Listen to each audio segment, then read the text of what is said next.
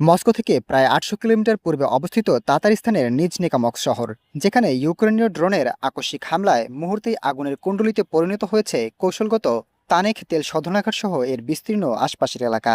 ভয়াবহ এই হামলায় এক শিশুসহ প্রাণ হারিয়েছেন অন্তত ১৩ জন। রাশিয়ার অভিযোগ, কিয়েভ সরাসরি আঘাত হেনেছে সাধারণ মানুষের আবাসিক এলাকায়। মর্মান্তিক এই প্রাণহানির ঘটনায় তাতারিস্তান অঞ্চলে ঘোষণা করা হয়েছে গভীর শোক। সেই সঙ্গে শুরু হয়েছে অন্তর্ঘাতমূলক মামলার আনুষ্ঠানিক তদন্ত। অন্যদিকে সংঘাতের আঁচ থেকে রেহাই পায়নি ইউক্রেনও।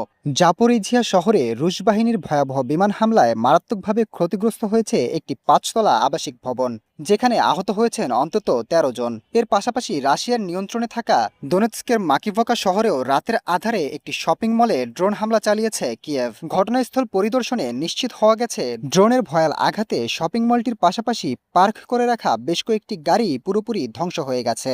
রুশ কর্তৃপক্ষের দাবি, হামলার ধ্বংসস্তূপ থেকে ন্যাটোভুক্ত দেশগুলোতে তৈরি উইন্ড অ্যাটাক ইউএভি ড্রোনের খণ্ডাংশ উদ্ধার করেছে তারা, যা এরই মধ্যে পরীক্ষার জন্য পাঠানো হয়েছে। বিশ্লেষকদের মতে মূলত রাশিয়ার অভ্যন্তরে জ্বালানি সরবরাহ ব্যবস্থা সম্পূর্ণ অচল করে দিয়ে যুদ্ধ থামানোর এক কৌশল হিসেবেই এই ধারাবাহিক ড্রোন হামলা চালাচ্ছে ইউক্রেন। সব মিলিয়ে সীমান্তের দুই পারেই বেসামরিক মানুষের এমন রক্তপাত আর গুরুত্বপূর্ণ অবকাঠামো ধ্বংসের কারণে মস্কো ও কিয়েভের মধ্যকার এই যুদ্ধ এখন ধারণ করেছে আরও ভয়াবহ রূপ।